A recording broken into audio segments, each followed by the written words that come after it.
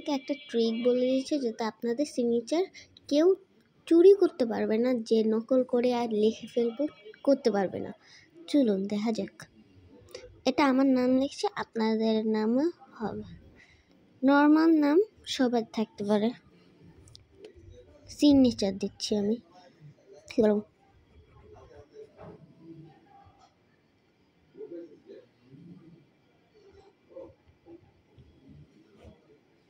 দিলাম তো,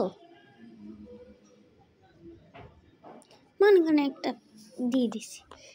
এই দেখেন, আমাকে সবাই এটা নকল করতে পারবে, কিন্তু এই 3টা ডট দিলে না সবাই বুঝে ফেলবে যে 3টা ডট দিয়ে লিখলে না কোনো কিছু চুরি হতে পারবে না।